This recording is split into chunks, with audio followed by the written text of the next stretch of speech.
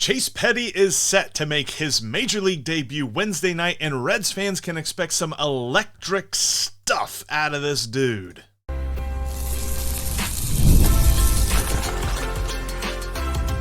You are Locked On Reds, your daily Cincinnati Reds podcast, part of the Locked On Podcast Network, your team every day.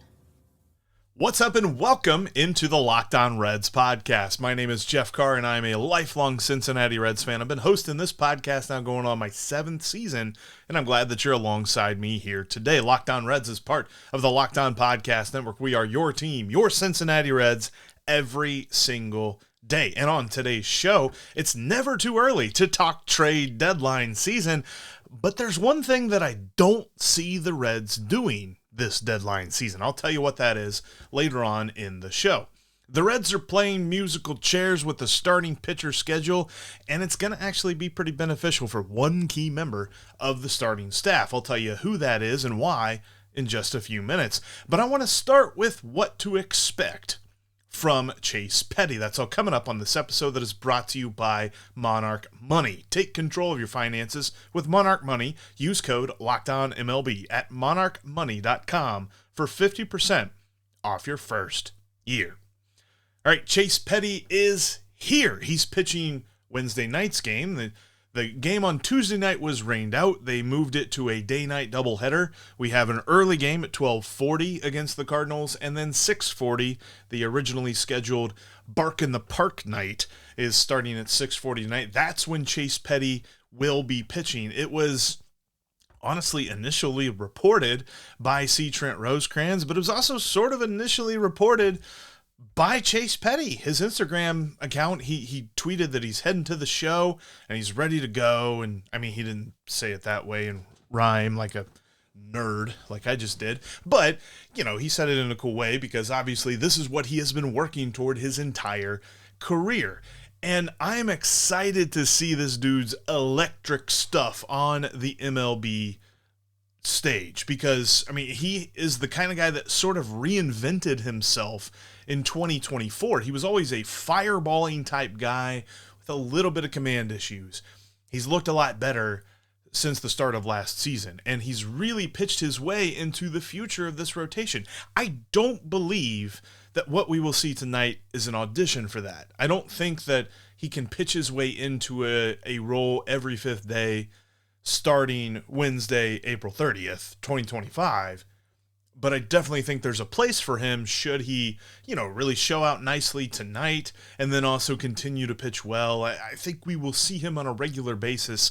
Maybe even next year, starting opening day, he could be one of those guys in the rotation mix.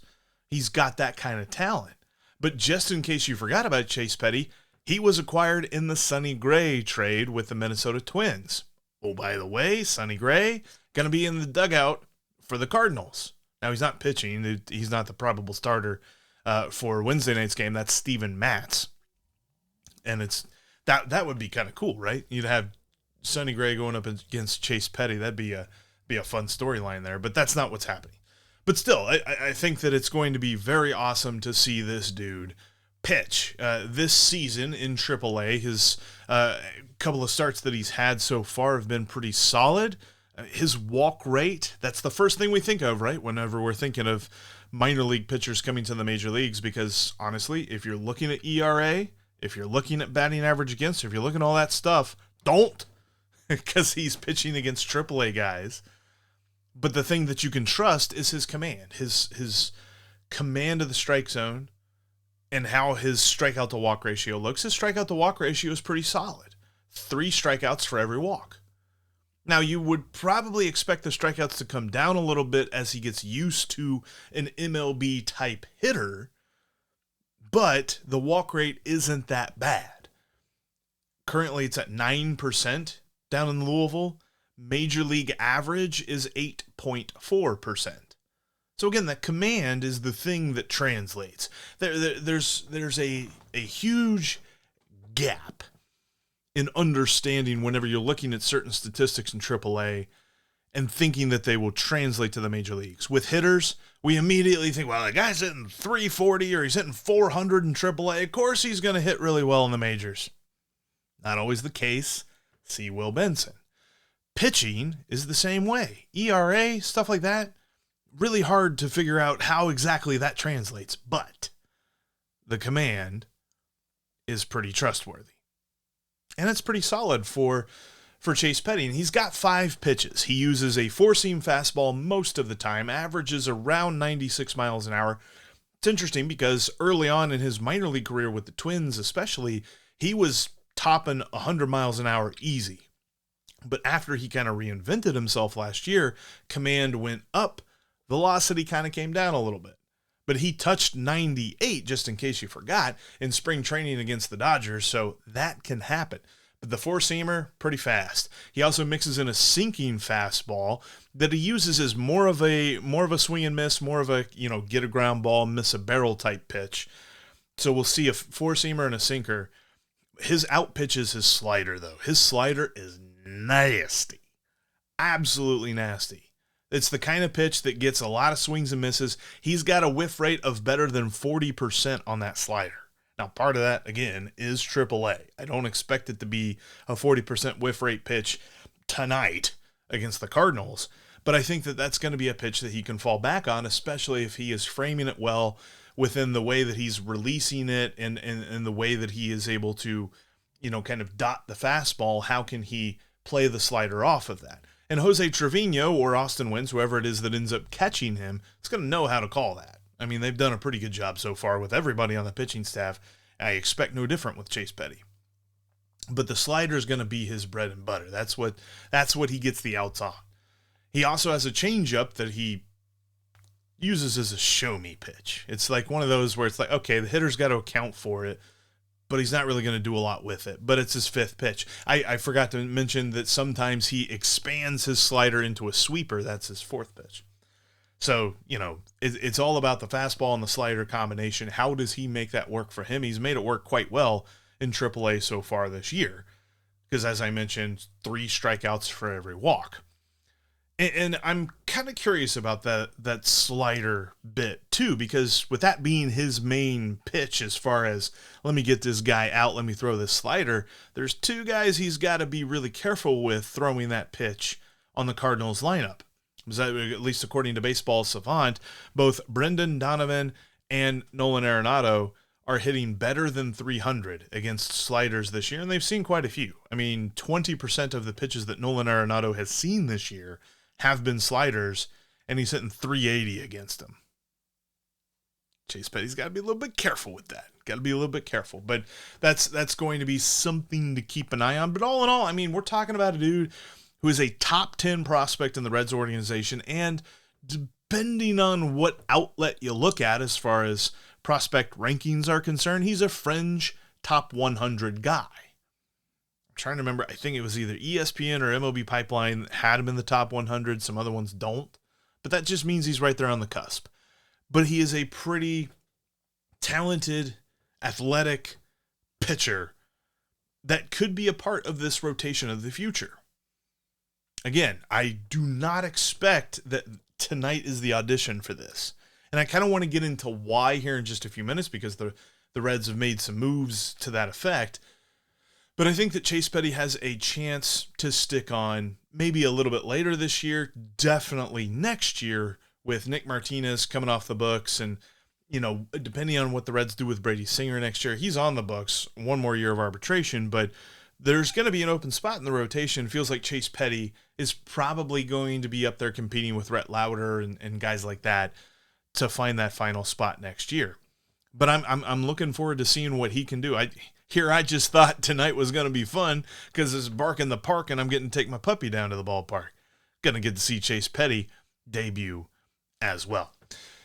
But as I mentioned, this feels like a one and done because of the way that the Reds are moving the roster. And I think that they made the right decision for one of their key pitchers for the future with this call-up. If you're like me and you're always looking for a better understanding of your personal finances, then look no further than Monarch Money. There's this amazing app that puts all of your financial picture into one spot, one page, and that's Monarch Money. They put your deposit accounts, they put your credit accounts, they put your investment accounts, your retirement 401k, even your health savings account, all on one page. They make it so easy for you to not just survive financially, but to thrive. There's so many different great options that you can select on Monarch Money, like your spending management. Like, you can get alerts whenever you spend X amount of dollars, and you can get an alert when you get a new deposit as well. I like those more than I like the spending alerts. And you can take control of your finances with Monarch Money. Use the code LOCKEDONMLB at monarchmoney.com for 50% off your first year. That's monarchmoney.com, code LOCKEDONMLB for half off your first year. Thank you for always making Locked On Reds your first listen every day, maybe even your second listen. Check out Tim Daniel on the postcast after the final out of every game. He will be with you live on the Locked On Reds YouTube page and in your audio feed shortly thereafter. Make sure you subscribe. Become an everydayer. If you're not an everydayer, you should hit that subscribe button. The Reds, with this call-up of Chase Petty, have moved around their starting pitching schedule. And I think that this greatly benefits Andrew Abbott. Andrew Abbott's only 3 starts into the season. Had the Reds kept everything status quo, he was supposed to start on Wednesday night. So then you would have Brady Singer starting the 12:40 game, the early game of the day-night doubleheader, and Andrew Abbott starting the evening game, which may be all well and good for Wednesday, but this weekend, not so much. Because as the Reds move on, they are currently in the midst of a stretch of 17 games in 17 days. Their next off day isn't until May 12th. So if they were to have 2 starting pitchers on the same rest schedule, you would eventually have to knock one of those guys back or make one of them pitch earlier or something and kind of mess up their rest schedule. And I think the person that would most hurt in this situation is Andrew Abbott. Brady Singer's pitched a good,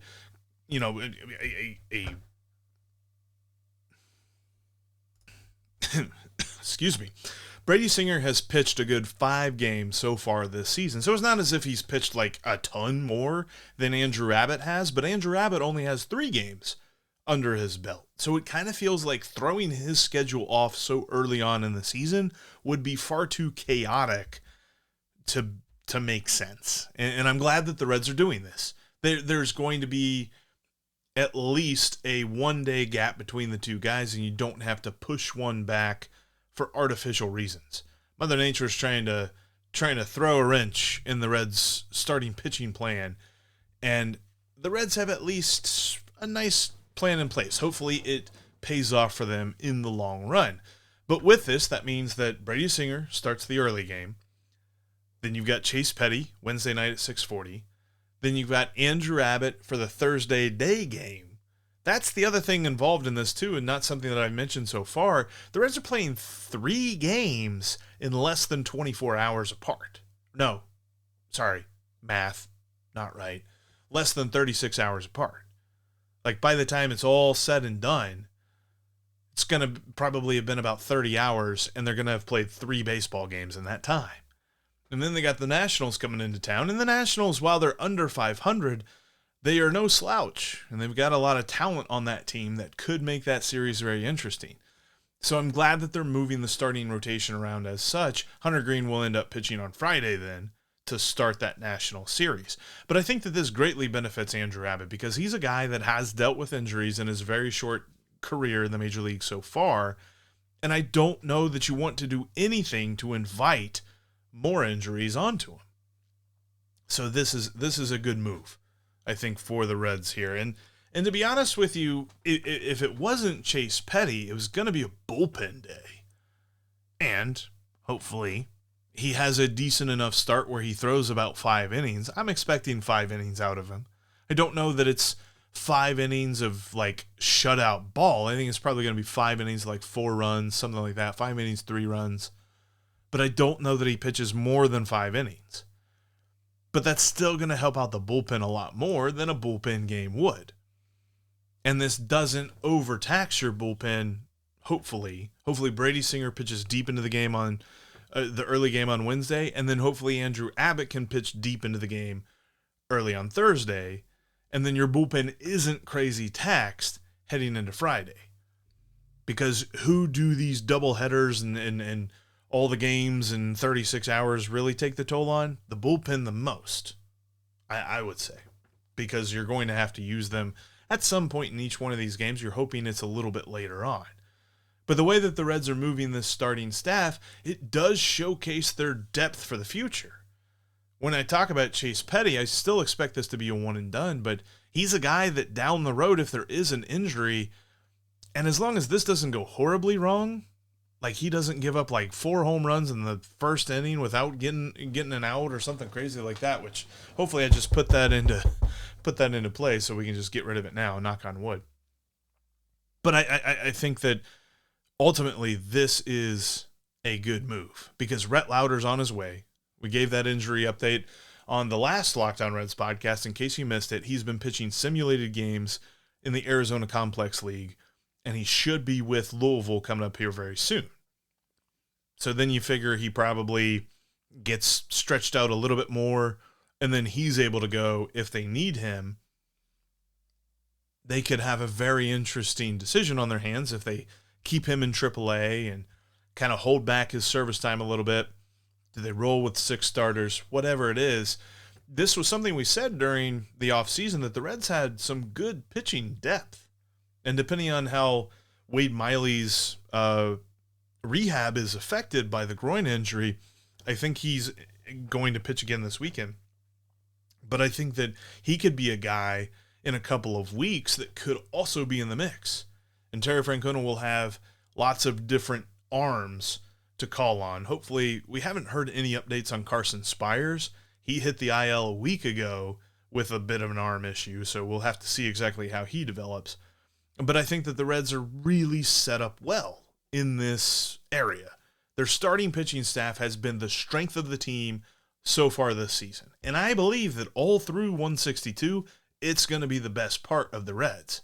Even though they've been scoring at a very nice clip here recently, albeit 3 runs in their last game notwithstanding, but for the most part, the starting pitching has been the star of the show, and I think it will continue to be. Even if they if they have to endure an injury or two, it feels like they have the kind of guys that can step up for that, and Chase Petty is going to show us why on Wednesday night. But this move is going to help Andrew Abbott out for the long run. Terry Francona has said this a couple of different times so far in April, where he's like, it's April. And it's not as if he means that as in, yeah, it doesn't matter if we win or lose in April. It still means a whole heck of a lot when you win in April. But for an individual player's health, if he can miss a little bit of time now, or if they can manage his time well now, it's going to pay dividends for them in August and dividends for them in September when it's the stretch run and when you're hoping that the Reds are battling for that playoff spot. So I think that this move in general, it's not just a move for this weekend, although I do like it for what it's doing for the Reds starting pitching staff this next week or so. This is a move for September, making sure that Andrew Abbott's going to be, however you can keep him as fresh as you can keep him, that's the move that the Reds should make, and they are making that move. And I'm very encouraged by that. So let's switch gears here, though, because we talked about the pitching staff, we've seen how it's moving. Really excited for Chase Petty's Major League debut tonight. Let's switch gears because in just a moment, there's one position group I can confidently say that the Reds will not use as part of a trade negotiation this deadline season. Next time you want to reach for a snack, reach for some wonderful pistachios because they have the flavor and they have the stats. When it comes to the pre-shelled versions, I've got a bag of jalapeno lime right here. I'm telling you, it's a nice, fresh taste, a little bit of spice, a little bit of jalapeno, but the lime adds such a nice freshness to it.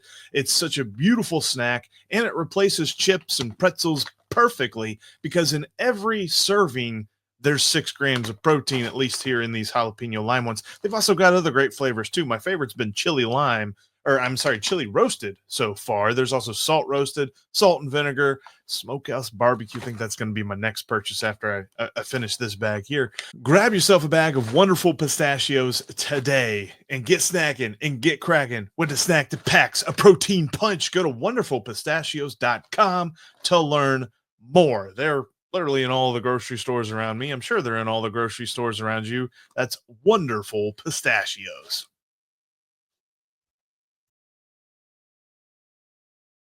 If you can't catch us on YouTube, you can always listen to us on your favorite podcasting app. We're seriously on all of them out there. Check us out today. And when you're done watching today's Locked On Reds podcast or listening to today's Locked On Reds podcast, check out Locked On MLB Game Night. They have every single game from every single night covered. And of course, they won't have Reds Cardinals because, well, it got postponed. And they'll be talking about 2 Reds Cardinals games Wednesday night. For sure. Check it out on the Locked On MLB YouTube page and the Locked On MLB audio channels. All right, it's a little bit early. It's not quite trade deadline season just yet, but it's worth talking about because I've seen some folks discussing, they're not even really rumors, they're like speculations of people that talk about baseball. There's been some interesting speculation that has linked the Reds, and this is mostly people like, hey, this deal might make sense for both teams. Let's take a look at it. It's not that it's been reported. But I can tell you this. The Reds aren't trading any of their starting pitchers, at least any of their major league starting pitchers this trade deadline season. Something Nick Krall said this offseason really struck me. He was asked about, trade negotiations. Are the Reds close? Are they looking at an outfielder? Are they looking at an infielder? What are they looking at? And one of the things that he said is that pretty much everybody was looking for a major leaguer for a major leaguer deal. Nobody was looking for prospects. The Reds are looking to add by trading prospects. They're not going to add by trading major league players. Now, there could be a situation where you see, I don't know, like I wouldn't be able to expect which player, but you could maybe see like a bench guy being part of a deal, not being the linchpin of it for sure, but the Reds are looking to make a deal where they swap prospects for a guy who can help them now. And I've seen some speculative blog posts and things of that nature that say that the Reds should call up the Los Angeles Dodgers because the Dodgers have a lot of pitching injuries, and they should see if the Dodgers want Andrew Abbott or if the Dodgers want Nick Martinez, and if the Dodgers would want to part with one of like James Outman or Andy Pages, 2 of their outfielders, or Dalton Rushing, who is a guy who profiles, he currently catches and he also plays in the outfield. They wonder about his defense at catcher, so they might move him to a corner outfield spot. But I think this speculation is all very strange because that wouldn't help the Reds. The Reds are looking for deals that can help their playoff chances now. And if you trade from the strongest position group on your major league team, and you don't get back a guy who turns your outfield into your strongest position group on your team, well, then you've just taken your elite strength and turned it into solid performances. And that's a bad trade. I get it. Like, we want to upgrade probably right field specifically. We got to see how this new development for Austin Hayes' hamstring goes. I know that he got an MRI on Tuesday. The results, at least as at time of recording for this episode, had not been released. Hopefully it's good news. But I'm thinking that right field's probably where the Reds, if they were going to acquire an outfield upgrade, it would be right field. I believe that TJ Friedl is good. And as long as he's healthy, I don't think that the Reds need a center fielder because they have a good center fielder. I want to discuss that probably discuss that either tomorrow or Friday. But I really don't see the Reds trading one of their major league starting pitchers. Certainly not Andrew Abbott. If they could trade any of them, Nick Martinez would probably be that guy. But I don't know what you're getting back for Nick Martinez, because whoever trades for him will have to pay the rest of that $21 million. The Reds are not going to eat money to get a better player, because they'd have to eat money from Nick Martinez's contract and then pay the other guy. As much as that might sound like simple math to a fan, that the money is not theirs that is being spent, and as much as we would love the idea of Nick Martinez for Mike Trout, that's not happening for a lot of different reasons.